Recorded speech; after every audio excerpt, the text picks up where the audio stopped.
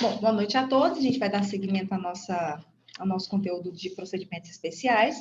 A gente sempre começa a nossa aula fazendo uma retomada de conteúdo, a gente faz a retomada de conteúdo e já entra na nossa matéria especificamente. Eu já disponibilizei lá no AVA o material da aula, né, que é divórcio. Tem uma questãozinha lá só na atividade pós-síncrona para vocês responderem. A gente vai fazendo uma, duas. E aí eu até falei para vocês na aula passada que vocês não tem um prazo específico, desde que vocês me enviem até a data da segunda VA, um dia antes de começar a segunda VA, tá tudo certo, tá? A gente tinha combinado dessa forma. Bom, vamos lá fazer a nossa retomada de conteúdo. A gente viu na aula passada a questão dos alimentos, da ação de alimentos. E a gente viu o seguinte, que alimentos são prestações mensais que são devidas para garantir a subsistência de uma pessoa, para garantir os seus direitos fundamentais básicos e mínimos, tá? Esse foi o conceito de alimentos naturais. Só que a gente viu também que existem parcelas, valores que são devidos para se garantir um determinado padrão social de alguém. E isso são os alimentos que a gente chama de alimentos côngruos, também chamados de alimentos civis. Isso pode estar numa mesma ação, como pode ter uma ação só para alimentos côngruos ou uma ação só para alimentos naturais. A gente também viu que os alimentos eles se dividem em alimentos lei, alimentos vontade e alimentos delito. Os alimentos lei são aqueles alimentos que são devidos em razão de uma relação de parentesco. Por exemplo, o pai que deve pensão para o filho, um filho que pode dever pensão para o pai, um avó que deve pensão para o filho, ou vice-versa, e por aí vai. Vimos também um tipo de alimentos que são chamados alimentos vontade, é uma criação doutrinária para aquelas situações que não são tão comuns, mas podem acontecer. Uma pessoa que às vezes não tem a relação de parentesco, ela quer prestar alimentos para outra pessoa porque ela precisa. Então, eu tenho amizade com alguém e quero ali prestar, olha, vou pagar para você alimentos enquanto você termina a faculdade, até você passar no exame de ordem ou no concurso público, aquilo que você quer dentro da área do direito. Isso aí é alimentos vontade, eu posso cessar a qualquer momento, né? Por vontade de alguém, alguém presta alimentos para outra pessoa. Também vimos que há os alimentos delito. Nos alimentos delito, eu tenho um tipo de alimento que vem dentro de uma verba indenizatória. Por quê? Porque são alimentos que são devidos a partir da ocorrência de um ato ilícito. Então, como eu exemplifiquei para vocês, se eu tenho um acidente de trabalho, se eu tenho um acidente de trânsito, em que a vítima, por culpa de alguém, e essa pessoa morreu, por exemplo, em razão desse acidente causado por uma pessoa, e essa pessoa ganhava um determinado valor por mês e sustentava a sua família com esse valor, é possível você ajuizar uma ação de indenização por danos materiais e pedir ali, dentro da indenização de todos os prejuízos que forem causados, por exemplo, que o réu, vamos supor que essa pessoa que morreu ganhava 2 mil, 3 mil, um salário mínimo, ou 10 mil reais por mês, que o réu já liminarmente, a título de tutela de urgência, já vá pagando esse valor aí, desse salário que foi cortado em razão da ocorrência desse ato ilícito. A gente vai perceber que a palavra alimentos não vai aparecer. É a natureza da verba indenizatória que tem natureza alimentícia, porque ela está relacionada a um salário de uma pessoa, a questão salarial tem natureza alimentícia, e essa verba indenizatória ela vai ter natureza alimentícia. A gente viu também que em relação à concessão dos alimentos, existem dois tipos, até de momentos para se conceder esses alimentos. São os chamados alimentos provisórios e os alimentos chamados alimentos definitivos. Os alimentos provisórios são aqueles alimentos que são concedidos no curso do processo, em uma decisão interlocutória, não é numa sentença, e a gente só pode pedir os alimentos provisórios se a ação de alimentos ela foi feita com base na Lei de Alimentos, que é a Lei 5478 de 68.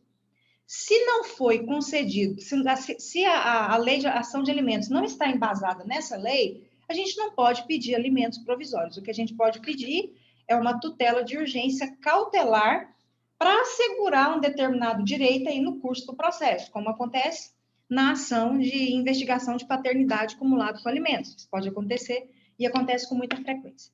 Bom, e além dos provisórios, nós estudamos os alimentos definitivos. Os alimentos provisórios são aqueles alimentos que são fixados no curso de um processo, e os alimentos definitivos são aqueles alimentos que são fixados em sentença. Então, a natureza da definitividade desses alimentos não é porque eles são definitivos e não podem ser alterados, mas sim porque eles são concedidos em uma sentença. Então, aqueles alimentos que são fixados em decisões interlocutórias no curso de um processo são chamados de alimentos provisórios.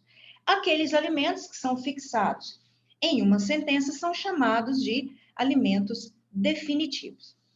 E aí, feitas essas considerações, nós estudamos as características dos alimentos. Estudamos a primeira característica, que é a irrenunciabilidade. Então, eu tenho aí uma característica dos alimentos serem irrenunciáveis.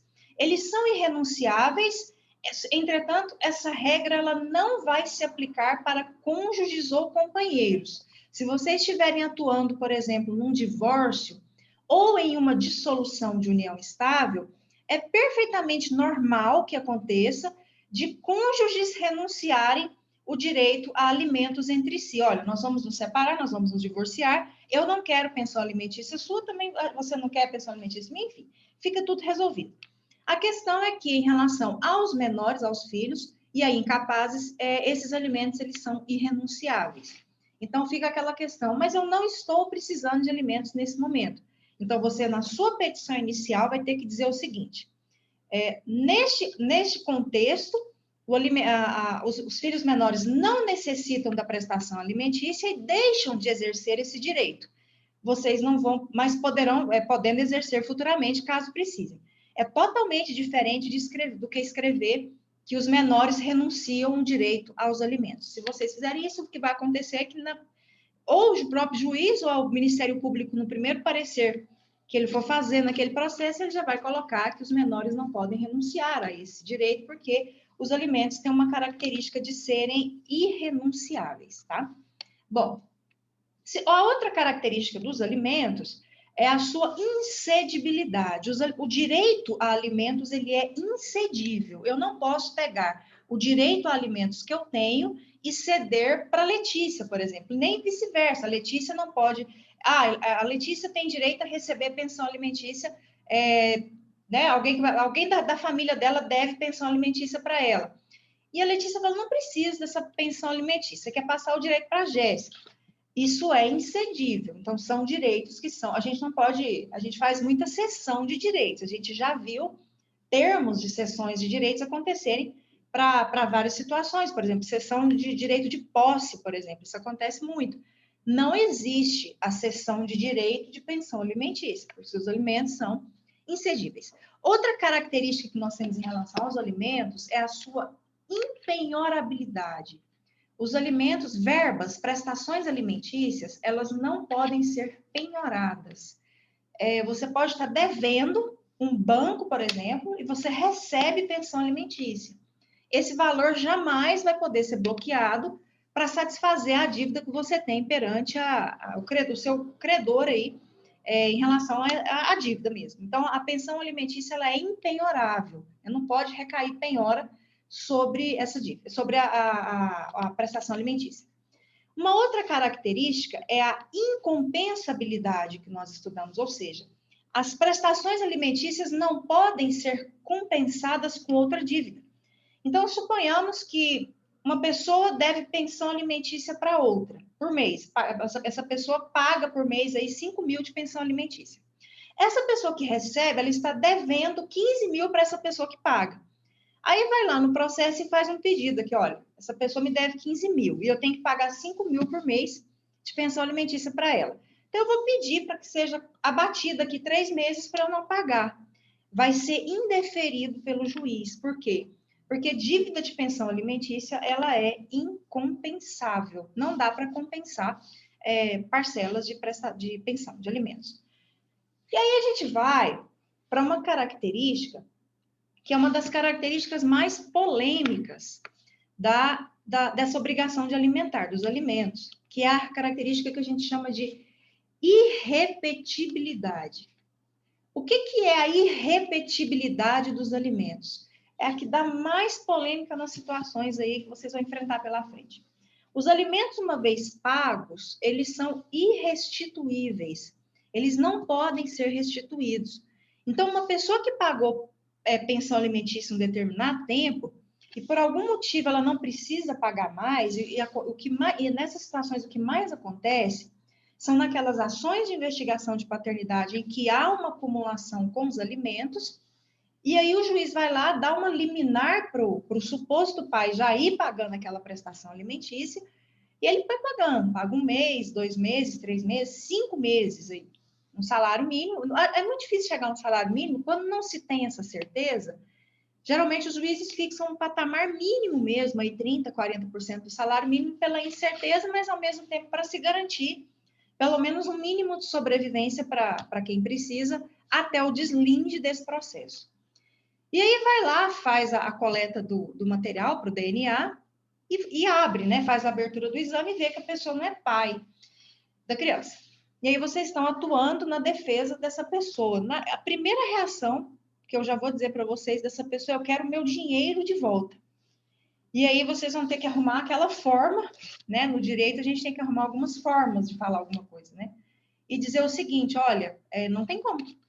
Alimentos, uma vez pagos, eles são irrestituíveis. Pessoal, eu vi uma situação acontecer uma vez, até puxando aqui, isso não é regra, tá? Eu vou só mencionar para vocês um precedente, né? Nem jurisprudência, porque existe uma diferença de precedente para jurisprudência. Jurisprudência é algo que já está mais consolidado, né? Tem várias decisões. O precedente é algo meio que isolado ali, né? Saiu aquela decisão que a gente fica assim, né? E teve esse precedente interessante. Mas é um caso muito específico. Observem que não é qualquer situação que isso vai caber. O caso que vai dizer, e vocês, na condição de profissionais do direito, que vão analisar a melhor saída para isso aí, se seria cabível isso aí, tá? Uma determinada situação, uma mulher, ela teve um bebê e ela falou que teve um relacionamento com um rapaz que era noivo, numa cidade muito pequena aqui em Goiás. E aí, o que aconteceu? A criança, representada pela mãe, ajuizou uma ação de investigação de paternidade contra esse rapaz. Primeiro, ela espalhou na cidade inteira que ele era pai da criança. E o rapaz, do bebê, e o rapaz já estava noivo aí há 2 para 3 anos, organizando um casamento que estava muito próximo. E foi um auê na cidade, é uma cidade menor. E aí, vocês imaginam, né? O que virou? Até em capital, esse negócio já vira um bafão, imagina, numa cidade menor. Aí, o que aconteceu? A noiva rompeu o noivado, acabou tudo. A família brigou com ele, dela, os amigos afastaram, pouquíssimos amigos ficaram. Até no trabalho dele, ele teve problema. Ele teve que mudar de cidade e respondendo o processo. E ele falando que não era pai, que não era pai, que não era pai. E aí, a mulher conseguiu uma liminar, na época de R$800 por mês, para ele ir pagando até. Só que foi um processo que demorou muito. Até sair o resultado do exame de DNA, tinha passado mais de 1 ano. E ele pagou aí um valor X que atualizado dava aí, acho que mais de 8 mil, alguma coisa, eu não acho que deu mais de 10 mil, era alguma coisa assim. E aí já tinha passado mais de ano, a ex-noiva dele já estava até com outra pessoa, já tinha conhecido outra pessoa, acabou, mudou. Ele já tinha conseguido outro emprego, ele estava em outra cidade, ele fez as pazes com a família, mas só com a família, com alguns amigos, a família da ex-noiva dele não conversava com ele tentou de todas as formas. Eles eram de uma igreja e a igreja virou as costas para ele. Foi um auê. O negócio foi um auê. E aí tá, e ele negando. Quando saiu o resultado do exame de DNA, deu negativo. Aí vocês imaginam, né? Deu negativo, foi exatamente aquilo que ele tinha falado. Os motivos ninguém sabia. Ele acha que era uma vingança de alguém que usou outra pessoa para fazer alguma coisa, enfim. Ele já tinha pago a pensão, ele tinha feito várias coisas. Vocês devem estar imaginando várias situações que poderiam ser feitas, né? Nessa situação aí. O que aconteceu? A primeira reação dele foi virar e falar o seguinte: eu quero meu dinheiro de volta. Eu quero meu dinheiro de volta. E aí foi falado para ele: olha, você não pode pegar a pensão alimentícia de volta. Alimentos, uma vez pagos, eles são irrestituíveis, tá? Só que observem bem esse caso, porque esse caso ele vai um pouquinho além aí pela repercussão que o negócio teve. O que ele fez? Ele conversando com advogados, ele entendeu que caberia um dano moral. Um dano moral pelo rompimento do... Ele foi pegando tudo que foi acontecendo. O deslocamento, a mudança até de cidade que ele teve que fazer, porque foi muito complicado a situação. As pessoas falaram muito mal dele. Ele teve problema no trabalho, ele teve problema na igreja dele, né, da comunidade dele. Ele teve um rompimento de noivado longo. Ele teve problema com a família. Ele mudou a vida dele completamente. Aí o que ele fez?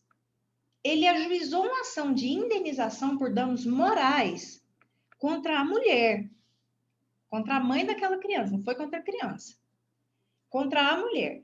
Em nenhum momento da ação dele, ele disse pegar de volta a pensão alimentícia. Em nenhum momento ele mencionou que ele estava ajuizando aquela ação para tentar reaver algum valor que ele tinha pago naquela ação de investigação de paternidade acumulado com alimentos.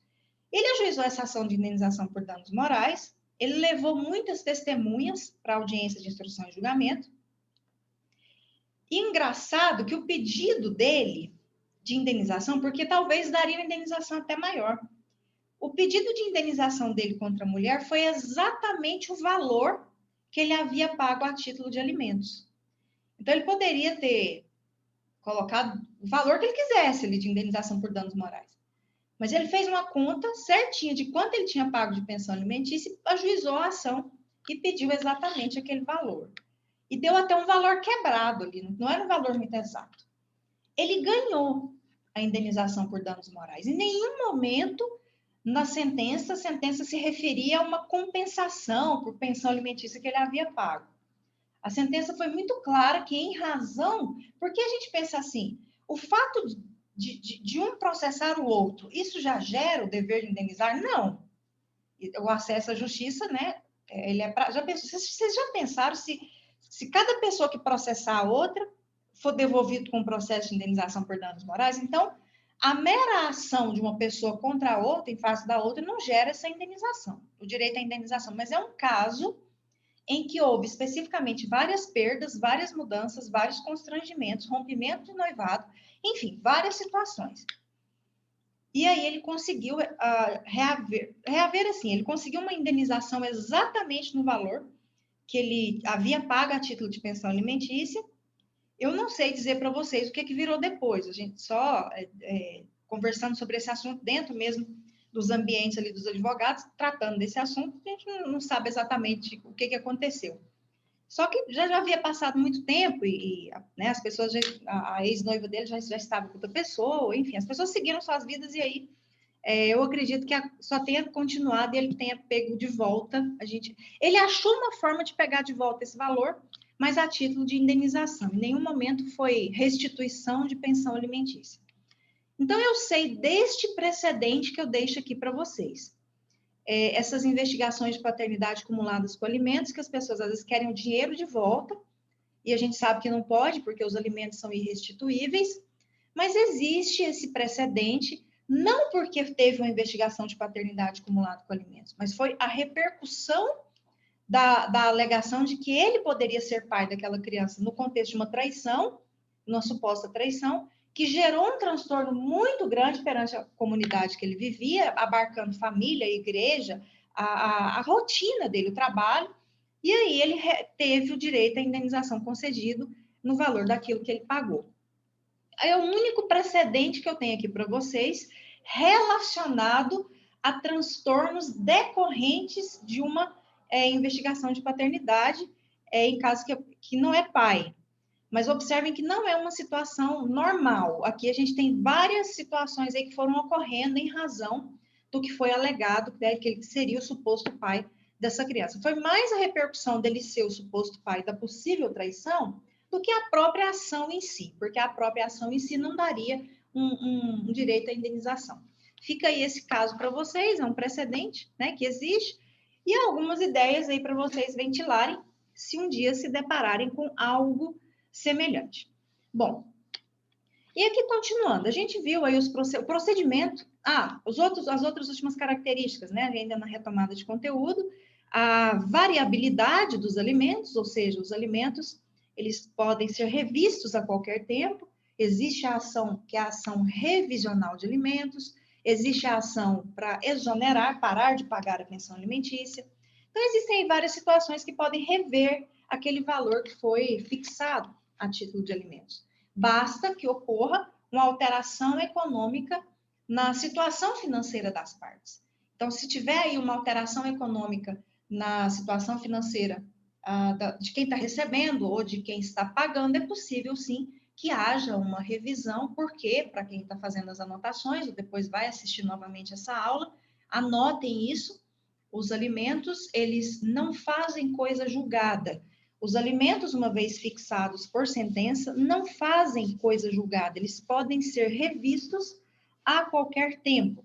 E lembrando que a maioridade civil, ela, 18 anos, não cessa automaticamente o dever de prestar a pensão alimentícia. Pelo contrário, a gente tem que tomar muito cuidado, porque às vezes algumas pessoas pensam assim, eu vou parar de pagar mês que vem, porque meu filho faz 18 anos de idade. Se essa pessoa parar de pagar automaticamente, o que vai acontecer? Vai acontecer que essa dívida vai acumular, vai ser possível fazer uma execução, essa pessoa pode ser presa. Então, da mesma forma que alimentos são fixados em sentença ou em algum título extrajudicial, por exemplo, algum acordo que foi feito com o Ministério, juntamente com o Ministério Público, sob a chancela do Ministério Público, a exoneração também tem que ser feita por sentença. Então, quem quer se exonerar e parar de pagar uma pensão alimentícia, vocês devem recomendar que essa pessoa faça uma ação de exoneração de pensão alimentícia e comprove os motivos pelos quais quer parar de pagar, porque a maioridade por si só não é motivo. Para vocês conseguirem exonerar aí com os 18 anos, é porque a pessoa realmente não quer estudar, não quer trabalhar, não quer fazer nada. Se, por exemplo, chegou nos 18 anos, vamos supor que o William está aí fazendo o curso de Direito no 9º período, já fez 18. Já fez 18, né, William? Está no 9º período? Acredito que já tenha feito 18. Já, professora. Já, sim. Mas vamos 23 supor anos. que o William recebe uma pensão alimentícia, ele estuda à noite, mas ele faz aí um estágio obrigatório durante o dia, porque ele precisa das horas, e aí ele depende dessa pensão alimentícia até para pagar, né, essa faculdade, enfim. Com certeza, quem está pagando não vai conseguir se exonerar, porque ele está inserido num contexto educacional e ele consegue se manter, sim, pelo menos até a conclusão do curso de Direito. E tem juízes que colocam até 6 meses ou 1 ano depois para a pessoa começar a se estabelecer no mercado de trabalho. Então, a gente tem que tirar a conclusão que a maioridade civil, por si só, ela não exime o pagamento, não exonera o pagamento de pensão alimentícia para aquela pessoa que está pagando. Tem que tomar muito cuidado, porque algumas pessoas deixam de pagar. Não, já parei, fez 18, parei. Aí, de repente, tem uma execução contra essa pessoa e aí fica até difícil defender. Mas, enfim. E aquela questão da condicionalidade, porque é muito difícil. Vocês pararem para pensar e se colocarem aí naquela situação de fixação de valores de pensão alimentícia, fica complicado. Se coloquem na posição de juízes, e vocês estão muito próximos aí de serem inseridos no mercado de trabalho. Eu não sei se aqui nessa sala de aula tem alguém que pretende a magistratura, mas é algo que se tem, é algo que vocês já devem estar preparando ou começar a preparar imediatamente, porque é uma prova que tem um perfil que dá para saber qual é o perfil dessa prova, o que você precisa estudar para essa prova. Planejamento é tudo. Eu sempre falo, desde 17 anos que eu dou aula pro 10º. Na verdade, essa matéria era no 10º, tá? Agora que ela é no 9º, mas sempre foi no 10º. E eu sempre dei aula dessa matéria. Então, eu sempre gostei muito de dar aula para quem tá saindo ali da graduação. E o que eu sempre falo para os alunos é assim, gente, define. Não é assim, eu quero só aquilo. Tem gente que já tem definido. Por exemplo, tem gente que quer ser advogado. Então, ele já está ali se preparando para fazer o exame de ordem. Ele sabe que ele quer ser advogado e vai se preparar para aquilo ali. Tem gente que fala, eu estou fazendo direito porque eu quero ser delegado de polícia, ou que eu quero ser juiz, eu quero ser promotor, eu quero ser analista, procurador, enfim, já tem definido o que quer fazer. Às vezes a gente não tem. E às vezes a gente sai dando uns tiros aí para tudo quanto é lado em relação ao direito, porque o direito permite isso. Se vocês observarem bem, a nossa área ela é uma área extremamente ampla em termos de campo de trabalho. Então, pode aparecer várias situações na frente de vocês. O que não dá é o tiro para tudo quanto é lado. Então, vocês estão estudando sem saber para quê. Professora, mas eu não consigo definir aqui se eu quero ser promotor, se eu quero... Mas, pelo menos, cria um bloco de coisas. Tenta descartar. Quando a gente está em dúvida, eu vou falar isso porque eu já passei por isso. Quando a gente está com a dúvida, a gente vai começando a excluir. Eu sei que eu não dou certo para ser delegado. Eu não quero a área criminal. Então, você já começa a... Tem gente que fala, não, eu amo crime, então eu quero ser ou advogado criminal, ou delegado, promotor na área, enfim. Tem coisa que você vai excluindo. Nem que seja por área. Eu não gosto da área trabalhista. Exclui. Então, foca no que você quer. Eu amo a área trabalhista, então engole a área trabalhista. Vocês estão num período de vocês aqui agora? Tá. Vai fazer exame de ordem, estuda tudo. Que ou prova eclética, né? Que tá tudo ali, parece. Mas tirando isso, mas só de definir o que quer é mais fácil. Porque você pega provas anteriores, você pega aulas específicas para aquilo ali, e eu posso garantir para vocês que a preparação vai ser muito melhor quando você define. Letícia, Mariana, eu quero ser juíza. Tá, beleza. Então, ela sabe o que ela tem que fazer. Ela tem que fazer um plano de estudo, que ela vai ter que jogar lá em cima, né? Para colocar dentro da cabeça dela. Constitucional, administrativo, processo civil é fundamental. Processo civil, penal, processo penal, mas algumas outras vão caindo. Eu quero ser promotora de justiça, a Mariana. Então, a gente sabe que ela vai ter que pegar aquela parte de difusos e coletivos e jogar na cabeça dela e ficar lendo aquilo ali, porque aquilo ali vai pesar mais do que a magistratura. Então, tem coisas que pesam mais. E quando você define o que fica mais fácil de você estudar, tá? Bem mais fácil. Então, já é um conselho mesmo que eu dou para vocês, porque no período, vocês já foram bastante prejudicados. Todo mundo teve perda nessa pandemia. Vocês tiveram perdas bem específicas, porque vocês é uma turma de 9º período, que pela primeira vez que eu vejo, não vão fazer exame de ordem no 9º período. Então, assim, a primeira vez que eu vejo isso acontecer. Então, você tem que aproveitar o máximo possível para quando voltar vocês fazerem, estarem mais bem preparados. Para quem for fazer o exame de ordem. Então, focar ali numa área, ou 2 ou 3, fica mais fácil do que sair dando tiro para tudo quanto é lado, que não dá muito certo em todas as áreas, né? Tudo que a gente faz, até na vida pessoal, atirar para tudo quanto é lado, a gente não tem muita boa experiência, não. Mas é só uma sugestão que eu dou para vocês, tá? Pessoal, em relação à ação, para a gente já fechar aqui essa parte, só 2 características que são bem questões dos alimentos, que é o endereçamento, porque existe um foro especial de competência, que é o foro do alimentando. Então, a ação que vocês vão ajuizar é na cidade onde está o alimentando, tá? Não é... Então, qualquer ação de alimentos, seja a ação de alimentos, seja as revisionais de alimentos, por exemplo. Então, vamos supor que uma criança representada pela mãe, que mora na cidade de Jaraguá, por exemplo, quer ajuizar uma ação de alimentos contra um pai que mora em Brasília. Ela vai ajuizar vocês vão ajuizar essa ação, né, em Jaraguá, porque a criança mora lá e quem recebe é o alimentando, é na comarca dessa pessoa. E se vocês estiverem do outro lado, vamos supor que vocês vão ajuizar uma ação revisional de alimentos, a revisional, o pai mora em Goiânia e o filho ou a filha, o menor, mora em Anápolis. Então, vocês vão ter que ajuizar essa ação em Anápolis, mesmo que o pai more em Goiânia, porque é o foro do alimentando, de quem recebe alimentos. Então, todo mundo que recebe os alimentos, a competência é aquele foro, tá? E uma outra característica das ações de alimentos é o valor da causa. Não é o do pedido, não, porque o pedido é o valor da parcela que vocês querem. É o valor da causa, lá no final. Dá-se à causa o valor de. Nas ações de alimentos, para quem está anotando, o valor da causa vai ser 12 vezes o valor daquela parcela que vocês querem.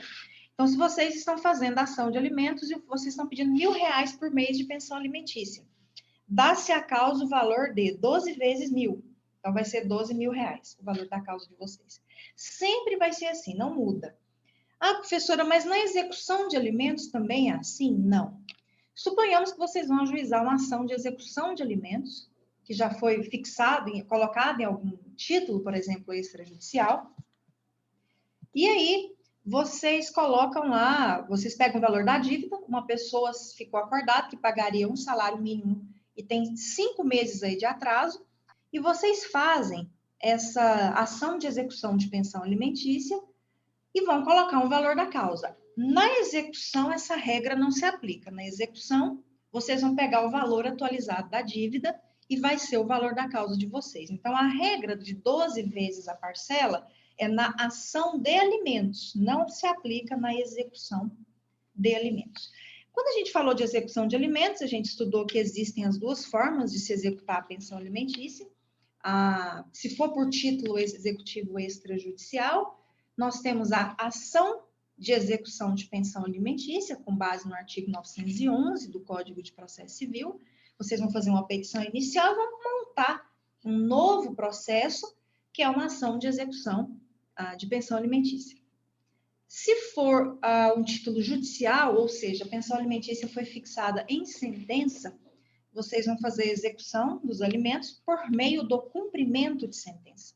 E esse cumprimento de sentença, ele é colocado dentro da ação que já foi feita. Aquele mesmo cumprimento que vocês aprenderam na execução, no processo de execução, no cumprimento de sentença. Nos próprios autos, vocês fazem um pedido de cumprimento de sentença. O importante é que vocês coloquem tanto na execução por título extrajudicial como no cumprimento de sentença, que vocês coloquem uma planilha do valor atualizado com juros e correção monetária. Então, se vocês têm aí R$1.000 por mês de atraso, 5 meses, não vai dar 5.000, vai dar mais, porque vocês vão calcular juros e correção monetária em todos os meses, tá? Para se chegar aí nesse valor. Professora, onde eu calculo isso? De cabeça fica meio complicado, principalmente para nós do direito. A não sei que tem alguém aqui na sala que é o crânio matemático, que não é o meu caso. Existem muitos sites que fazem essa atualização monetária para vocês, e eu vou indicar um, que é o site do TJDF, é um site do Tribunal de Justiça do Distrito Federal, é um portal de um Tribunal de Justiça que é utilizado no Brasil inteiro, por profissionais do Brasil inteiro. Quando vocês entram, tem lá cálculo de atualização, correção monetária, atualização de valores, vocês clicam, jogam o valor da dívida, os juros que vocês querem aplicar ao mês, que são juros legais, não tem como fugir disso. A correção monetária geralmente vem na sentença, lá o índice, alguma coisa assim, você põe calcular.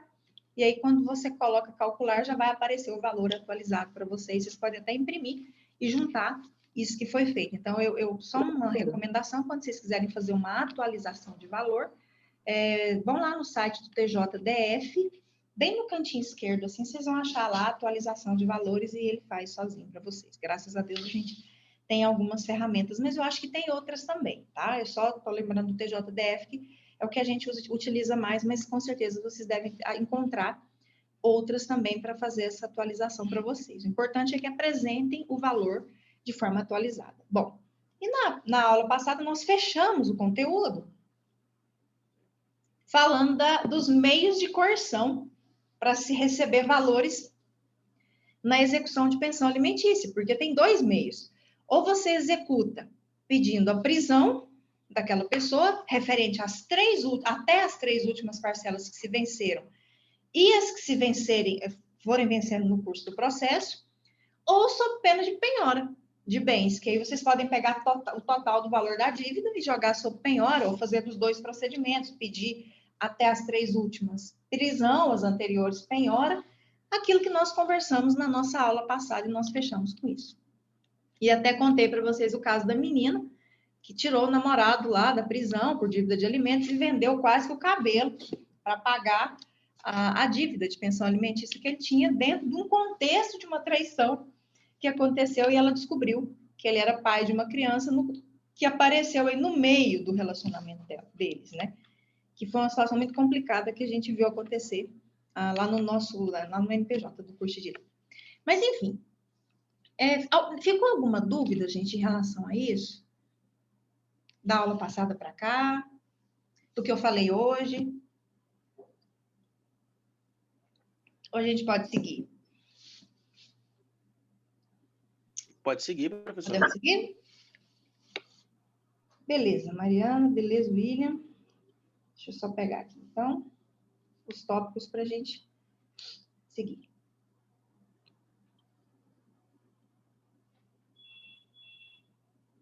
Vamos lá. A ação de divórcio. Nós vamos hoje aprender a divorciar as pessoas. Pode parecer horrível para quem não é da área do direito, está de fora ouvindo isso, mas a gente professora, precisa. Oi, Munildo. Tudo bem? Boa noite. Boa noite. Eu estava pensando aqui a questão de decadência para pensão alimentícia, se tem alguma coisa. Tem a prescrição. Prescrição, desculpe. Prescrição. Isso. Você tem 2 anos para cobrar os últimos 5. 2 anos para... Então, 7. Então... É assim. 7 prescreve, então. É assim. Você sempre vai poder cobrar os últimos 5 meses. Sempre 5. Mas quanto tempo você tem? 2 anos. Então, até os 7 anos antes, então. Porque assim, vamos supor, porque a gente pensa assim, descobriu que é pai, nunca pagou nada. Aí quando fez, chega alguém para vocês e fala assim, descobri que é pai, tem um tempo, mas nunca busquei receber, enfim. Você não pode pedir a pensão desde quando a criança nasceu. Você sempre vai poder pegar os últimos 5 para cá. Mas você sempre vai ter 2 anos para pegar os últimos 5. Porque senão vai passando. É mais ou menos o raciocínio que você fez. É um pouquinho complicado de entender. Mas você tem aí 2 anos para tentar puxar os últimos 5 anos. Não tem como ir mais que 5 para trás. Entendi, professor. Entendeu? Entendi. Já imaginou, se pudesse, lá com 16 anos de idade, pede pensão desde quando nasceu? Já pensou o valor que ia dar isso aí? Tá? Vamos lá. Professora, eu não consegui entender. Oi? Eu não consegui. A prescrição de alimentos? Oi, William? É porque está um pouquinho baixo. William? Tá me ouvindo?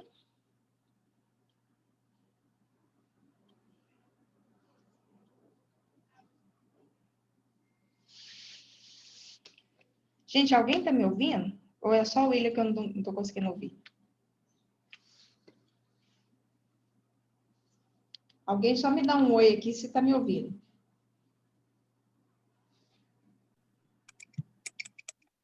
Acho que caiu aqui, gente. Caiu não, despencou a internet. Vocês estão me ouvindo agora? É por isso. Tinha caído, professor. Tinha caído. Caiu. William, a prescrição dos alimentos, ela ocorre em 2 anos. É tipo aquela da trabalhista, né? Bienal e quinquenal, se não me engano. É tipo isso exatamente. Depois tem que dar uma olhada, depois você tem um artigo 206, parágrafo 2º do Código Civil. Depois dá uma olhadinha naquele artigo lá. Você vai achar esse prazo de 2 anos. Ok? Tá bom, vou olhar aqui. Uhum. Gente, voltando aqui, porque não foi caiu não, foi uma queda aqui, um negócio explicado. Vamos lá. Vamos falar de divórcio agora. Divórcio é um instituto que vai romper o vínculo conjugal. Então, é um instituto que rompe um vínculo conjugal que foi adquirido por meio do casamento legal. Então, são palavras que a gente tem que pensar muito bem aqui para a gente poder estudar. Divórcio, ele é um instituto que objetiva romper o vínculo matrimonial, o vínculo conjugal, que, por sua vez, foi adquirido por meio de um casamento chamado casamento legal. Então, por que eu estou falando tanto em casamento? É óbvio, né, que o divórcio vai se referir ao casamento. Por que eu estou me referindo ao casamento? Vamos lá. Vamos fazer algumas observações antes da gente entrar no divórcio. A gente vai falar do divórcio, das formas de divorciar, como que se divorcia as pessoas. A gente vai falar disso. Só que antes a gente tem que fazer algumas análises aqui muito importantes para não tomar procedimentos errados. Vejam bem. Ou às vezes não perder tempo. Às vezes, vocês serão procurados e a pessoa vai falar para vocês, eu quero me divorciar. E vocês que têm que verificar algumas questões. Que questões são essas? Primeiro, pode parecer estranha a pergunta que vocês vão fazer, mas essa pergunta ela precisa ser feita. Vocês são casados? Você tem a certidão? E às vezes a pessoa até fala que é. Porque a união estável hoje, ela é muito tão próxima do casamento que a pessoa se considera uma pessoa casada. Então, talvez o que você vai precisar, primeiramente, ter é perguntar: vocês têm a certidão de casamento? Vocês se casaram no cartório e têm a certidão de casamento? Esse é o primeiro ponto. Por que vocês vão precisar fazer isso? É a primeira pergunta que vocês vão ter que fazer. Porque a pessoa ela pode te dar 2 respostas. Não tem como fugir disso. Ela vai falar assim, não. A gente falou divórcio aqui, a gente falou que é casado, mas não é casado. É porque a gente parece que é tipo casado. A gente mora junto há 20 anos. Mas nunca casou. Não, mas a gente é complicado. Não, mas na sua cabeça vocês são casados. Mas vocês têm uma certidão de casamento? Não, a gente não tem uma certidão de casamento. Então, vocês não têm divórcio. Vocês aqui, eu estou falando para vocês na sala de aula. Então, vocês não têm na mão de vocês um caso de divórcio. É uma união estável. E a gente não faz divórcio de união estável. Descarta o divórcio.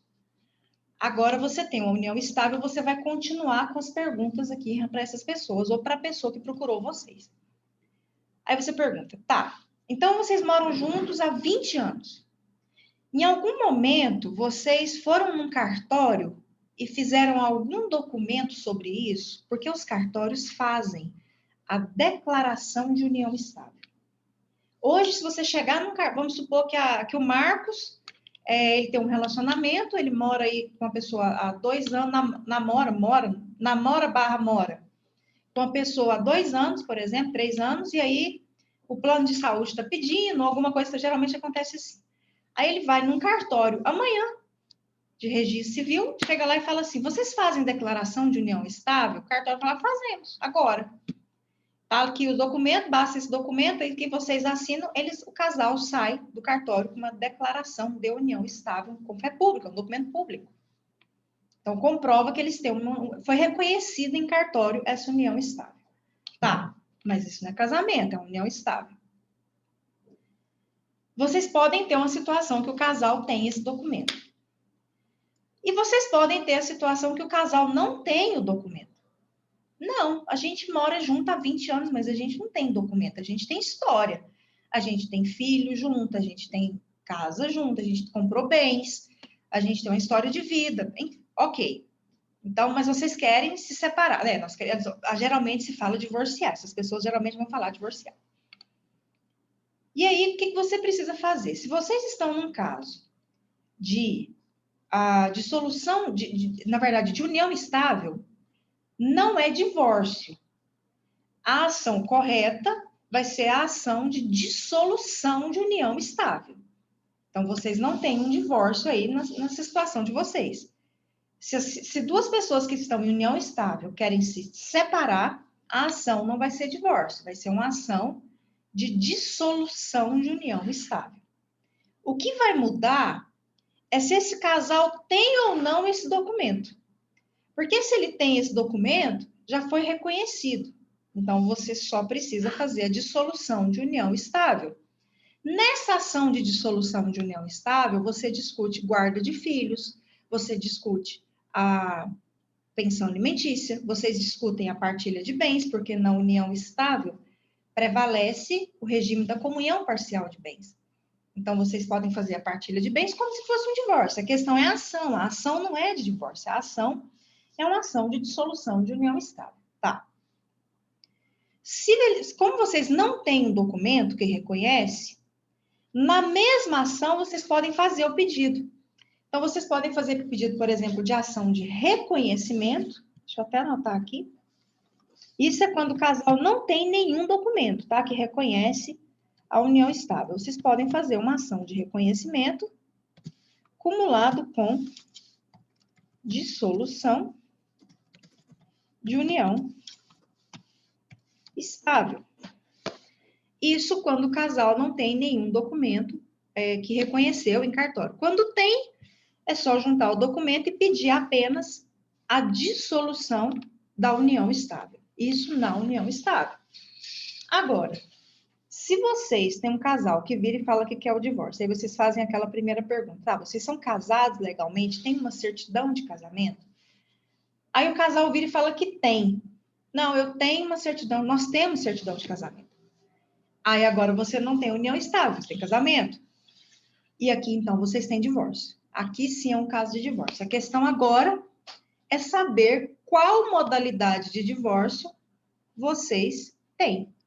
Se vai ser um divórcio consensual judicial, se vai ser um divórcio consensual extrajudicial, que é o que é feito no cartório, ou se vai ser um divórcio litigioso. Esse é o que vocês vão definir agora. E aí, a partir do momento que uma pessoa vira para vocês, ou duas pessoas viram, se for as duas, já a resposta já é meio óbvia. Mas se uma pessoa vira para vocês e fala que quer se divorciar, e você pergunta, essa pessoa tem uma certidão de casamento, a pergunta subsequente que você precisa fazer para ter conhecimento do procedimento é, tem acordo? Existe já um acordo que foi feito entre vocês? Vocês já chegaram? Vocês conversaram? Vocês têm filhos? Aí vocês vão começando a fazer as perguntas.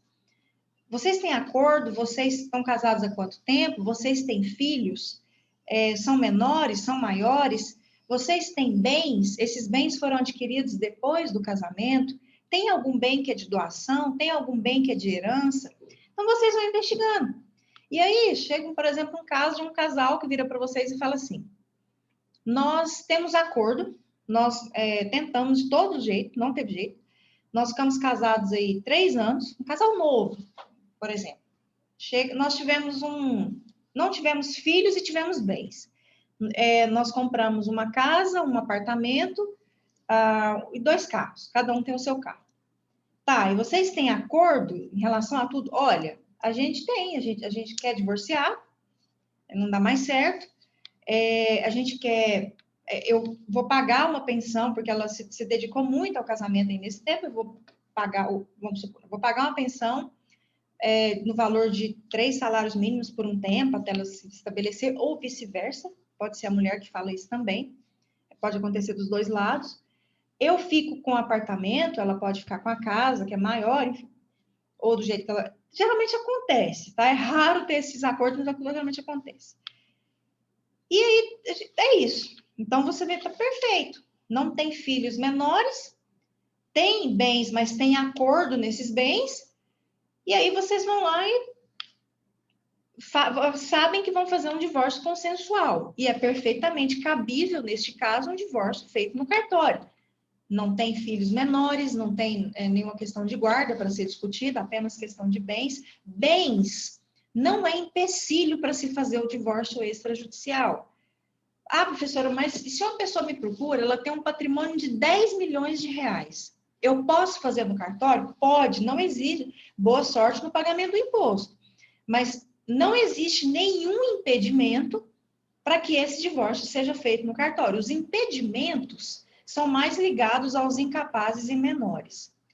Existe um provimento, que é o provimento 42 de 2019. Pessoal, a internet está bem estável, mas volta, tá? Vamos continuar. Existe um provimento, que é o provimento 42 de 2019, que autorizou aqui no estado de Goiás, ele é de 2019 porque ele foi feito no final do ano passado, mas entrou em vigência nesse ano de 2020. E eu não sei se vocês vão lembrar nas redes sociais um negócio bombando lá, falando o seguinte, agora o divórcio, mesmo com filhos menores, pode ser feito no cartório. Vocês lembram disso? Apareceu em várias redes sociais. Em Goiás, Corregedoria do Tribunal de Justiça edita o provimento 42 de 2019 e é possível o divórcio feito no cartório, mesmo que tenha filhos menores. Eu lembro de sair isso assim, virou uma febre nas redes sociais. O problema é que faltou a explicação do provimento. Porque muitas pessoas, quando esse provimento entrou em vigência, procurou os cartórios para fazer os divórcios com filhos menores. Só que no provimento, quando você faz a leitura do provimento, está escrito o seguinte: é possível sim que o cartório faça o divórcio, só o divórcio, mesmo tendo filhos menores ou incapazes. Só que, para o cartório fazer esse divórcio, o tabelião ele deve exigir das partes envolvidas a comprovação que já deu entrada na vara de família da ação para discussão das questões dos menores, porque questão de menor não pode ser discutida em cartório. Então, hoje, vamos supor que vocês se tornaram advogados aqui, vão passar no exame de ordem na primeira oportunidade que puderem, querem ser advogados, quem quer ser advogado, e pegue aí, já de cara, uma situação de um casal que tem um filho menor que quer fazer o divórcio no cartório. Se você for no cartório hoje, como que vai acontecer? Você vai chegar no cartório como advogado, o que eu vou dizer para vocês é nunca, no primeiro contato das pessoas com vocês, já vão direto para o cartório, porque cada cartório tem um sistema de trabalho, claro, mas a maioria trabalha com um sistema de agendamento para entrega e leitura da escritura pública de divórcio. Então, não vão de cara, não, tá? Vocês vão solicitar a documentação que a gente vai falar sobre isso, mas existe aí um sistema de agendamento que é melhor do que chegar lá e aí o tabelião falar, travar tudo, vocês não conseguirem fazer isso aí, tá? Vocês vão chegar num cartório hoje, o que o tabelião vai pedir para vocês ou a pessoa responsável pelo divórcio? Vai pedir o seguinte: são esses documentos e o número do processo da vara de família, onde já está sendo, não precisa estar finalizado não, mas pelo menos deu entrada, onde está sendo discutida a questão dos menores. Então, você tem que apresentar no cartório essa comprovação que você deu entrada lá na vara de família ou na vara única da cidade, ou a ação, que já existe uma ação judicial para discutir a questão de guarda, de alimento, de direito de visita, se é guarda compartilhada, se é guarda unilateral, se é direito de visita, se é período de convivência, valores de pensão alimentícia para esses menores. Então, observem que o provimento bombou aí nas redes sociais, casais com filhos menores podem fazer o divórcio. Pode mesmo, o divórcio. As questões envolvendo os menores têm que ser feitas em ação em vara própria, em juízo próprio. E até para dar entrada no divórcio lá no cartório, o tabelião vai pedir o número do processo, tem cartórios que pedem a cópia do processo, até na fase que está, para dar seguimento no divórcio lá no cartório. Então, a gente tem que tomar cuidado quando a gente fala ali do provimento 42, 2019, que realmente permite que divórcios com filhos menores sejam feitos no cartório, mas tem aí uma condição de que haja uma prévia ação ajuizada, que já está sendo discutida essas questões de menores. A gente nunca poderia imaginar uma situação de que as questões de menores estariam sendo tratadas numa escritura pública, até porque nem tem intervenção do Ministério Público, seria caso de nulidade dessa escritura pública. Então, tem que tomar cuidado com o provimento 42. Então, é só quando a pessoa quer mesmo ali fracionar os procedimentos, fazer o divórcio no cartório e fazer judicialmente a questão de menor. Até porque, gente, na prática, eu vou dizer, vocês vão vivenciar isso na prática, quem for atuar nessa área.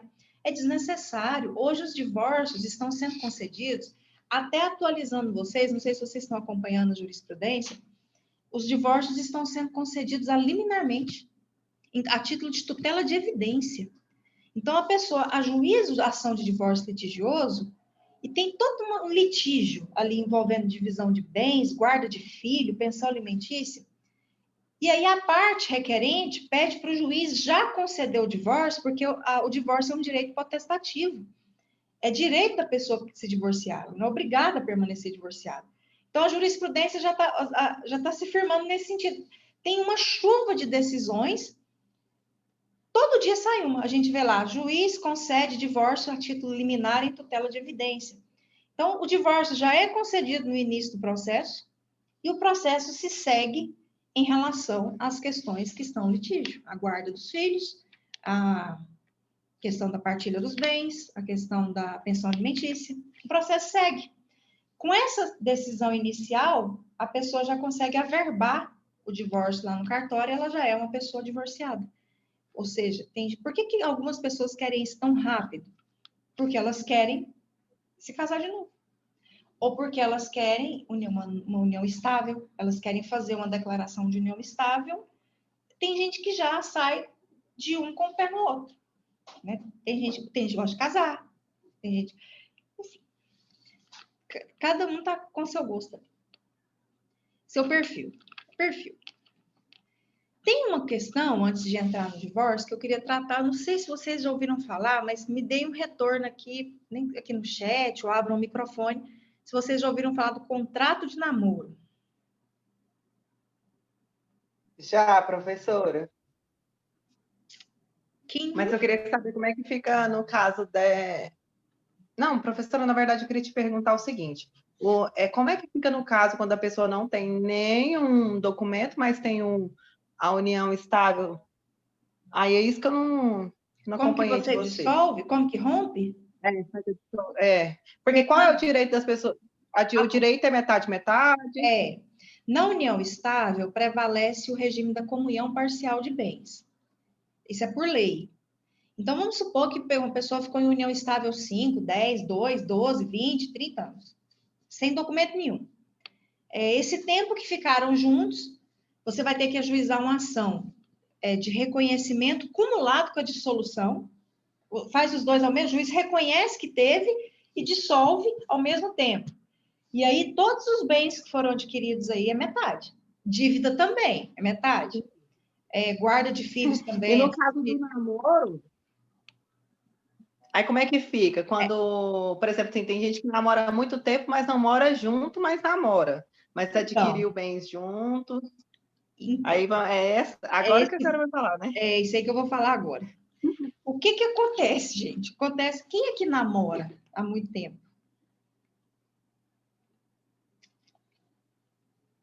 Ninguém namora nessa sala? Ninguém tem um namorado nessa sala? Ou namorada? Tem Munilda casado, né, não, Munilda? Todo mundo casado?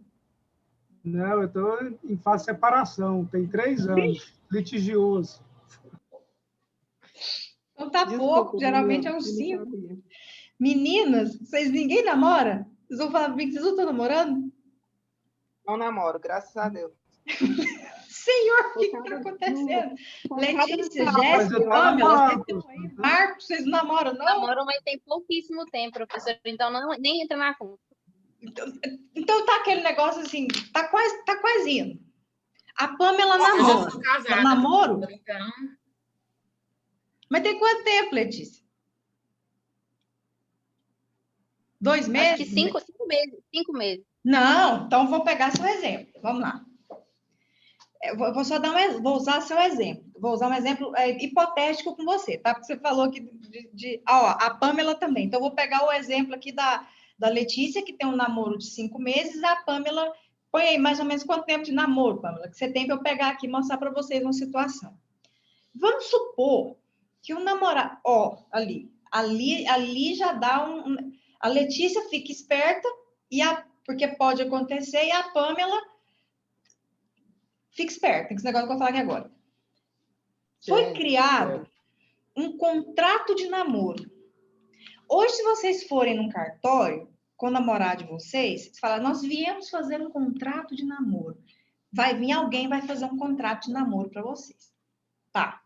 O que é o contrato de namoro? Vai que o namorado de vocês chega para vocês e fala assim: Letícia, Pamela, a gente já está namorando, vamos fazer um contrato de namoro? Olha para você ver que o convite ele parece atrativo. A Pamela está ali com 1 ano e 4 meses de namoro, e aí ouve o namorado dela falar assim: vamos fazer um contrato de namoro? Parece que dá uma sensação que está com o pé no casamento. Sabe que é pé que está aqui, não está ali? Parece que a pessoa está querendo um negócio mais sério. Porque já existe o contrato de namoro, então está querendo dar um ar mais seriedade para o negócio e fazer esse contrato de namoro. É o contrário do que a gente imagina o tal do contrato de namoro. Porque a Fernanda falou um negócio interessante. Hoje, de um tempo já, os namoros, eles são um pouquinho diferentes. Tem namoros e namoros.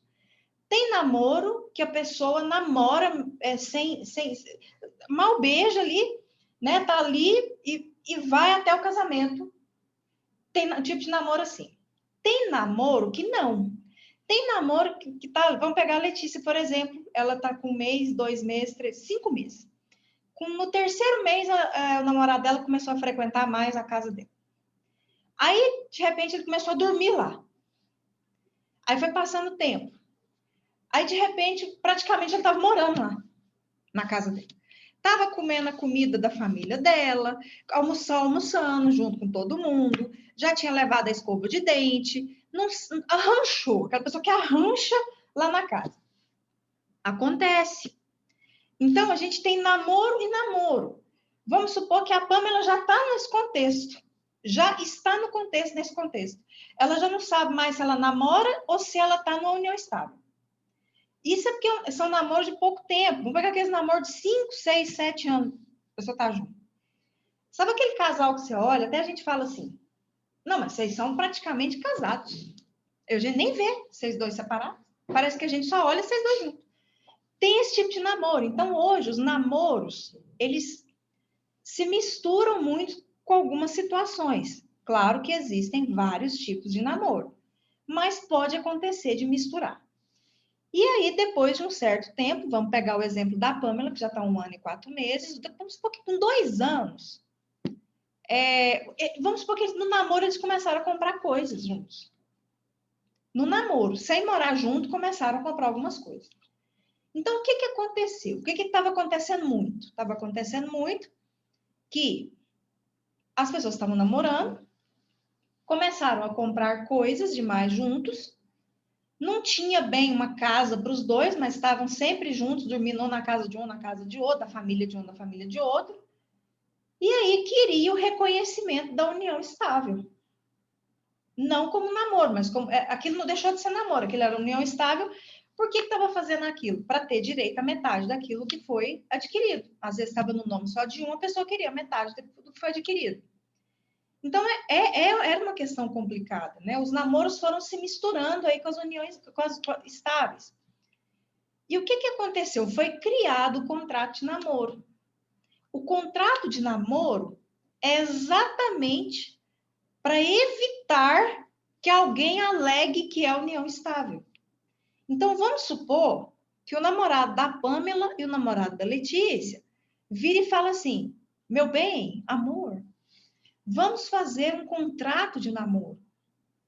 Vocês podem ter certeza que se acontecer um rompimento, ninguém vai poder, se vocês adquiriram coisas, ninguém vai poder alegar união estável, porque foi feito um contrato de namoro. O contrato de namoro é para afirmar por documento que aquilo é um namoro, que aquilo não é uma união estável. Então, não é um convite muito romântico. A gente pensa assim, um contrato de namoro é um negócio ali para dar mais seriedade, né? Um passo já...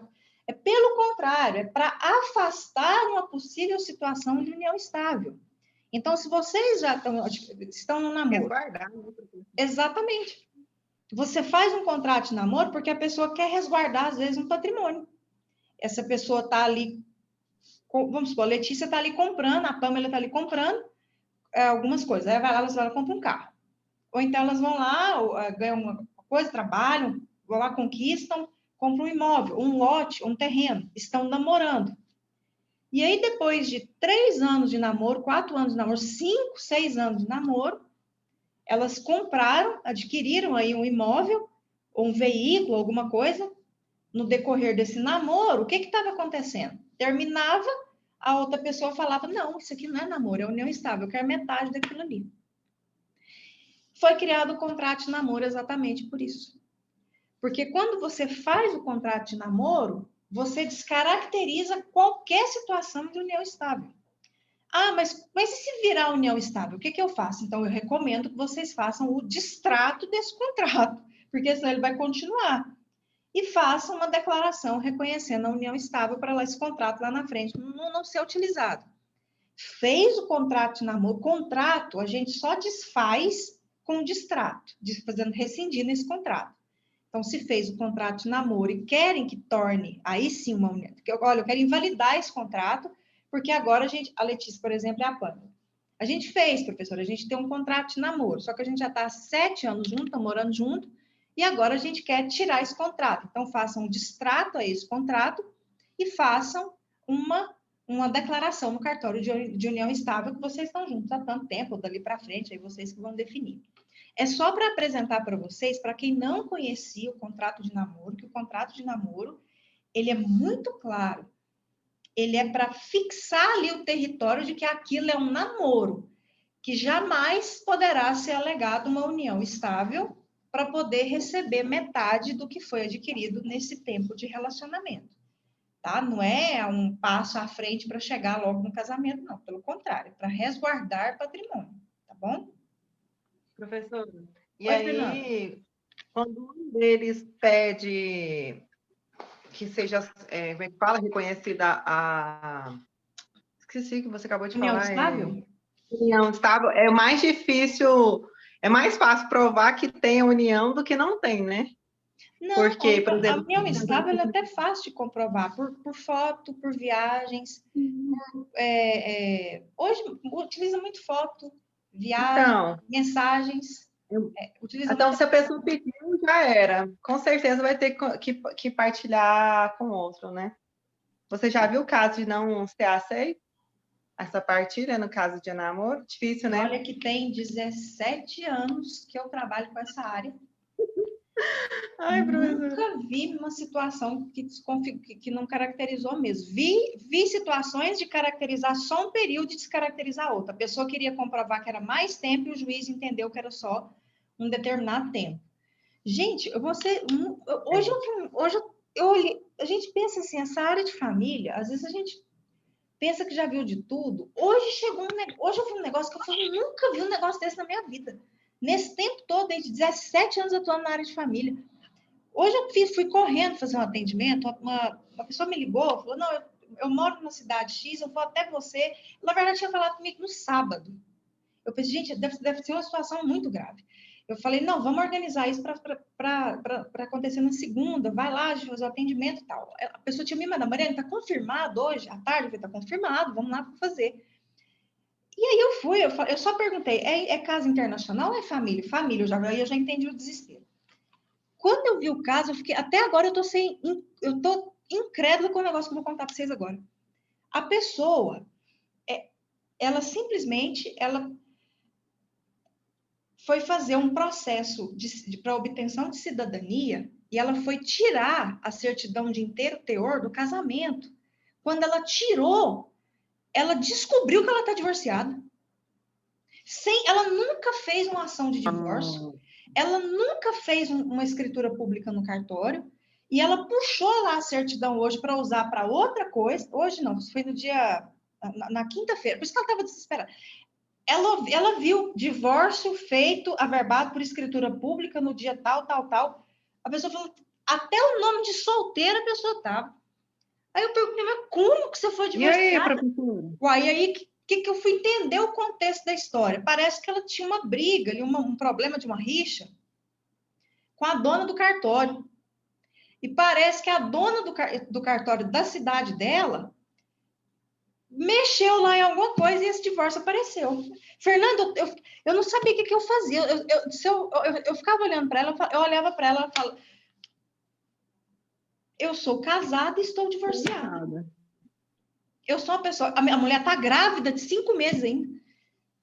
A mulher grávida de 5 meses, ela é casada e está divorciada.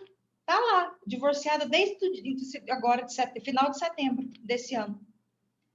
Está lá. O que faz numa situação dessa? Tem que fazer uma declaratória de nulidade, de ato, porque tem que ser nulidade mesmo para retroagir os efeitos e pedir aí uma indenização, alguma coisa nesse sentido. Mas o mais importante é invalidar isso o mais rápido possível para ela voltar a ser casada e comprovar que ela nunca passou por nenhum procedimento de divórcio. Agora, olha que ponto que chega, gente. Uma rixa, um negócio assim. Você vai lá, cria um sistema lá, alguma coisa, tá com a pessoa está divorciada. Não consegue fazer nada. Como é que ela vai comprar um bem? Você trava a vida daquele casal. Um casal que está lá normal, grávido, 5 meses lá de um bebê. A mulher me chega com um documento e fala que está divorciada. Eu nunca vi. Verdade. Mas eu falo, direito de família, cada coisa que aparece, eu falei, não tem lógica. Eu falo, não é. Eu olhava para ela e falava, não precisa. Essa aula sua Oi? é uma aula para a vida, né? Essa aula hoje é uma aula para a vida. Vocês têm que pegar. Se for namorar, faz um contrato de namoro. Cuidado com os contratos, você tem que olhar os dois lados. Mas é uma situação que eu vou falar. Às vezes eu falo assim, vocês querem atuar na área de família, fica um semestre na vara de família e fica um semestre no escritório, fica uma semana lá comigo, dentro do escritório, que vocês vão sair, às vezes, dos casos que vocês ficam assim. Não é possível. Não é possível isso aqui, não é possível o que está acontecendo. Mas, enfim, até sair disso e vir correndo para cá, para a gente fazer a aula com isso na cabeça. Eu estava aqui pensando, né, montar isso aí, como é que vai ser isso aí, mas é complicado. Gente, mas vamos lá. Vamos partindo aqui para... Só tirar uma dúvida aqui rapidinho. Pode falar, William. Só para, assim, complementar assim, do Fernando, o raciocínio dela, que eu fiquei com uma dúvida aqui. Nesses casos de namoro, né, que pode ser que seja reconhecido assim, por uma das partes, né, tanto da mulher ou do homem, enfim, que seja usado de má fé, né, para poder falar que tem união estável. Qual que seria assim, um requisito assim, essencial para que seja caracterizada a união estável? A união estável, William... Por exemplo, se a pessoa namora já tem muito tempo, mas viaja com a pessoa, sai, tem um relacionamento normal, mas não mora assim, não mora juntos. A união estável, o problema é que tem decisão que diz que a pessoa nem precisa estar morando junto, né? Eu acho que o caso Gugu, ele tratou muito dessa questão também, de não necessariamente estar morando junto. Eu já vi situações de união estável, porque não tem prazo mínimo. A lei tratava até de um prazo mínimo de 2 anos, nem prazo agora tem mais.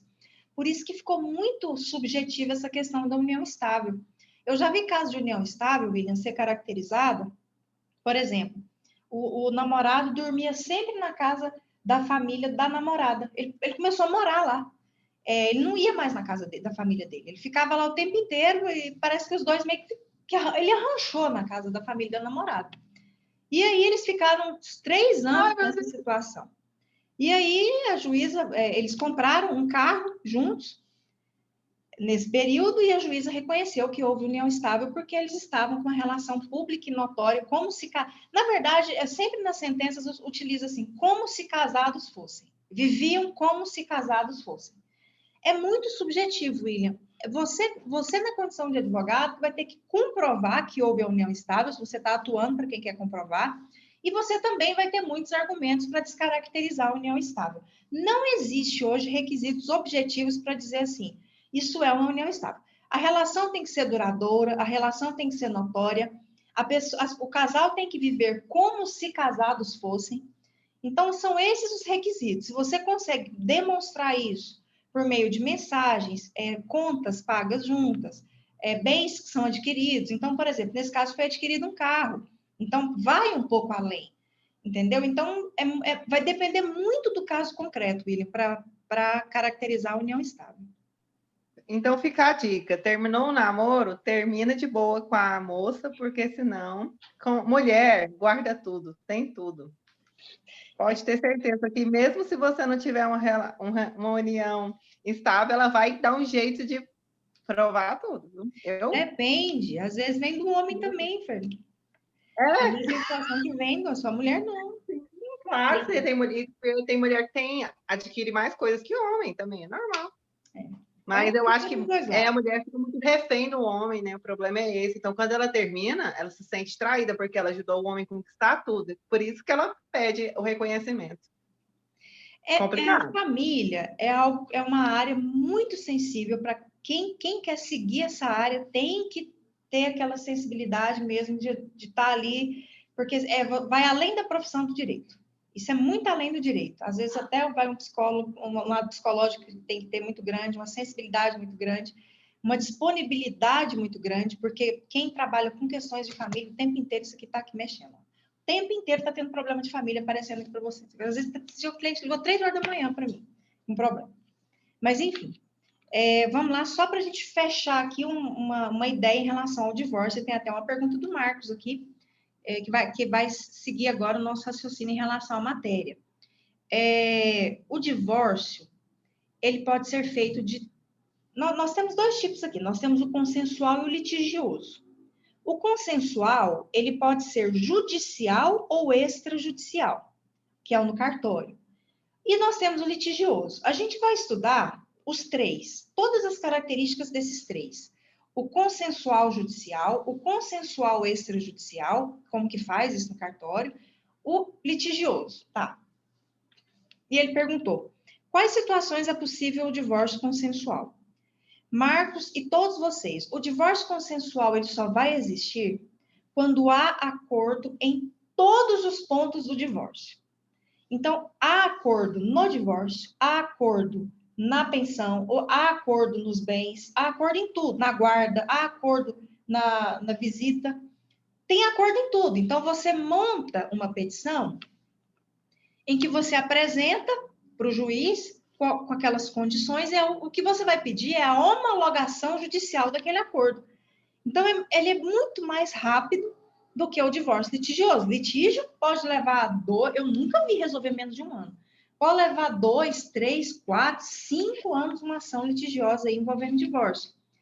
Geralmente, o litígio, ele gira em torno da pensão, da guarda de filhos e dos bens. Geralmente, o litígio gira em torno disso. Então, Marcos, se você tem acordo no divórcio, você não tem bens, por exemplo, então eu tenho que partilhar. Tem filho, o filho ficará, a guarda será unilateral com a genitora e visitas do pai finais de semana alternado. O pai pagará um salário mínimo de pensão para o filho. Então, os cônjuges renunciam à pensão alimentícia. Então, quando tudo tem aquele acordo, as partes entrarem em acordo, você ajuiza a ação, no caso, pela presença de menor, e pede, no final, a homologação judicial em relação àquele acordo que foi apresentado. A pessoa volta a usar os nomes de solteiro, enfim. Isso é apresentado. Agora, para ir para o cartório, da mesma forma, você tem que ter acordo em tudo. No cartório, se tiver litígio, não faz litígio no cartório. Então, você tem que ter acordo sem a presença de filhos menores ou incapazes, ou grávida, cuidado, porque agora tem o provimento 42, mas é só o divórcio no cartório, o restante tem que ser discutido na ação também. Há uns 5 exames de ordem atrás, caiu uma questão envolvendo mulher grávida. Não pode fazer no cartório o divórcio quando tiver interesse de nascituro. Então, mulheres grávidas não podem fazer o divórcio no cartório. Tá. Essa é uma questão interessante, porque a gravidez, às vezes, pode acontecer da mulher se divorciar e nem saber que está grávida. Aí não tem problema nenhum. A pessoa não sabia. Mas pode acontecer da pessoa chegar lá no cartório com a barriguinha lá de 7 meses grávida. E aí, essa mulher está lá grávida, o tabelião olha para ela e fala, a senhora está grávida? Não, está lá com a barriga de 7, 8 meses de gravidez. Claramente uma barriga de gravidez. Ele vai se recusar a fazer, porque por lei, quando tem interesse de nascituro, não pode ser feito o divórcio extrajudicial. Então, isso caiu no exame de ordem, há uns 4 exames, ou uns 5 exames atrás, caiu isso aí. E aí, quando você tem um ponto de litígio que seja, você vai ter o divórcio litigioso. Então, vamos supor que vocês têm acordo no divórcio, tem acordo na guarda, tem acordo na pensão, não tem acordo nos bens. Então, você tem litígio. Para se ter acordo, tem que ter acordo em tudo. Na próxima aula, a gente vai ver isso, que é até um ponto muito interessante, porque é possível... Vocês já viram aquela conversa assim? Não, eu não vou divorciar, não, porque eu não quero mexer em bens. Vocês já viram essa conversa? Não, você não vai divorciar, não. Não, nós não vamos mexer com isso, não, porque tem muitos bens, a gente não está querendo mexer nos bens, aí a pessoa vai ficando casada. Essa conversa, ela não existe na área do direito, porque o direito tem a solução para isso. Essa conversa é uma conversa do casal mesmo, que não quer se divorciar. Isso não é motivo, não. O divórcio hoje, ele pode ser concedido no curso do processo. E outra coisa, você pode ajuizar uma ação de divórcio, pedir a concessão do divórcio e dizer que tem bens e que esses bens serão objeto de ação própria, porque existe uma ação que se chama ação de partilha. O único requisito para que isso aconteça é que você mencione no divórcio a existência dos bens e apresenta os bens, e embaixo você escreve que a partilha dos bens será feita em ação própria. O divórcio vai ser homologado, vai sair, a pensão vai ser homologada, a guarda vai ser homologada, só que vai ficar pendente essa solução da partilha dos bens. É isso que vai acontecer. Ah, mas pode ser feito em outra ação? Pode ser feito em outra ação. A gente chama de ação de partilha de bens, existe a ação de partilha. Então, aquela conversa assim, não vou me divorciar por causa dos bens. Uma coisa é separada da outra. Existe a ação de divórcio e existe a ação de partilha. Geralmente, a gente faz a partilha junto com o divórcio, mas se tem tanto problema assim, desata a vida pessoal da pessoa, a vida, né, pessoal desse casal, porque às vezes eles querem contrair novos relacionamentos, querem ser pessoas divorciadas, e aí você organiza a pensão, mas fica pendente essa questão dos bens. É claro que se quiser vender bem, vai precisar da assinatura dos dois, porque não foi feita a partilha. Funciona assim. Então, tem algumas questões aqui, tá, que a gente precisa conversar sobre o divórcio, mas a gente tem que saber que não tem como fugir dessas possibilidades. Ou ele vai ser consensual judicial, que é feito judicialmente, mas um acordo, ou ele vai ser consensual extrajudicial no cartório, por meio de escritura pública. Geralmente, no judicial, a gente tem sentença, né? No cartório, o que sai ali é uma escritura pública de divórcio. E aí, essa escritura você leva para averbação no cartório onde a pessoa foi casada. Aí tem até aquela pergunta, ela é muito comum essa pergunta. Professora, vamos supor que eu vou fazer um divórcio extrajudicial. Vamos supor que um casal chega para vocês e fala assim, olha, nós estamos casados há 2 anos, nós não tivemos filhos, nós não tivemos bens e nós queremos nos divorciar. Isso é um caso típico de divórcio para ser feito no cartório. Não tem filhos, nem até bens para discutir, a gente não quer pensão, é só mesmo resolver a questão do divórcio. Perfeitamente cabível no cartório. Vocês vão lá, vão organizar, na próxima aula eu vou explicar para vocês esse procedimento, né, que a gente geralmente faz. É claro que cada cartório tem um sistema, mas tem um norte aí para a gente seguir, até com resoluções do CNJ. Mas, aos poucos, vocês foram lá e organizaram esse divórcio desse casal. O que documento que vai sair ali, já que não é uma sentença? É obrigatória a presença do advogado. O documento que vai sair é uma escritura pública de divórcio. Então, tem aquela pergunta assim, tá, professor, então esse casal me procurou, eles se casaram em Belo Horizonte e hoje eles moram em Anápolis. Eu posso fazer esse divórcio extrajudicial em Anápolis? O divórcio pode. O divórcio pode ser feito em qualquer cartório que faça divórcio. Agora, eles vão sair com uma escritura pública, onde ficam os termos do divórcio. Vamos supor que até nesse processo, ficou lá, colocaram que o rapaz pagaria, né, para a ex-mulher uma pensão até ela se restabelecer, enfim, no valor de R$1.000. Até isso pode constar na escritura. Essa escritura ela é um título executivo. Se ele não pagar, ela pode fazer a ação de execução por pensão alimentícia. E aí vai sair essa escritura pública, aí a averbação do divórcio tem que ser feita no cartório onde esse casal se casou e não precisa dos advogados. Então, vocês estão aí, chega para vocês um casal e fala, quero fazer, a gente casou em Belo Horizonte, a gente mora em Anápolis hoje, e a gente quer fazer o nosso divórcio aqui em Anápolis. Podem fazer perfeitamente aqui em Anápolis, não tem problema. O cartório vai solicitar uma documentação, vocês vão apresentar. Vou explicar para vocês na próxima aula como que vocês levam esses fatos para o cartório. Vocês vão assinar, vai sair uma escritura pública, vocês vão entregar para esse casal. Só que essa escritura pública ela não é suficiente para declarar essas pessoas divorciadas. Elas terão que encaminhar isso para o cartório onde elas se casaram para averbar na certidão de casamento. Porque, não sei se vocês sabem, mas quando a gente se casa, a gente tem a certidão de casamento para sempre, mesmo que a gente se divorcie. Não existe certidão de divórcio. A gente sempre vai ter a certidão de casamento e no final dela, desse tamanhozinho aqui, certidão de casamento vem desse tamanho. O divórcio vem desse tamanhozinho assim no final dela. Divórcio do casal realizado por escritura pública no dia tal, lavrado no livro tal, folha tal, termo tal. Vem a observação do divórcio nessa certidão de casamento. Então, o divórcio extrajudicial pode ser feito em qualquer cartório. A averbação tem que ser feita no cartório onde esse casal se casou, tá? Só passando aqui uma situação que aconteceu uma vez com os alunos, acho que era alunos do 10º período, lá na faculdade. Tinha um deles peticionando um divórcio. Lá, se eu não me engano, era um divórcio consensual.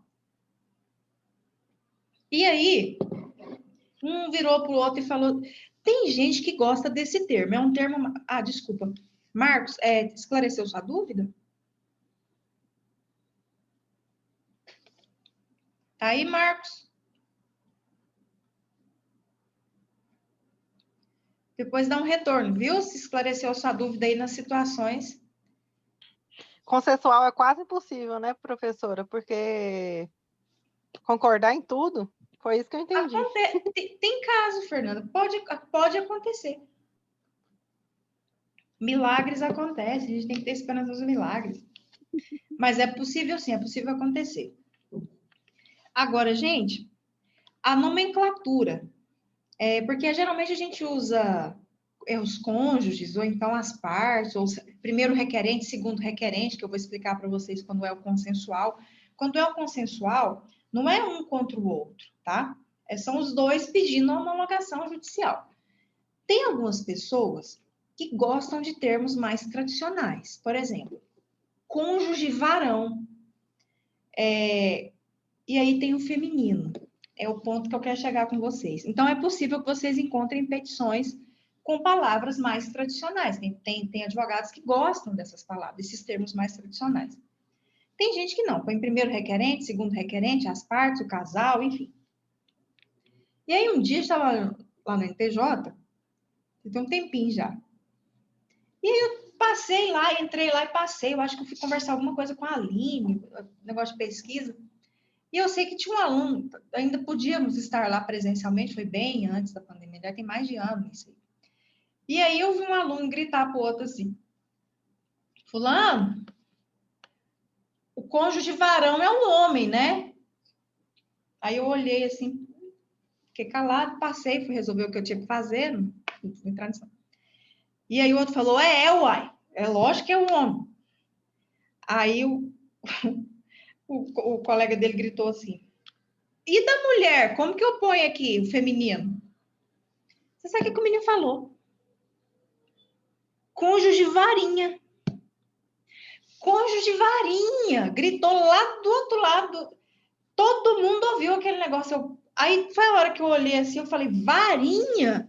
Tá de brincadeira. Não, gente. Põe aí varoa, põe é porque é virago, né? Cônjuge varão, cônjuge virago.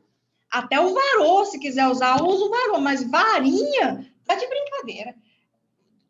Lá, os meninos lá, aconteceu isso, os meninos lá do 10º período, discutindo lá, cônjuge varão é o homem, e a mulher, cônjuge varinha. Mas cada vai, né? Mas pelo menos aí nós já fomos correndo lá, pelo amor de Deus, o professor foi lá acudir. Não, gente, já que vocês estão optando por usar termos mais tradicionais, vamos pesquisar o feminino aqui, ó, varão, virago. mulher é a cor de virago, já que vocês querem usar russo, certo?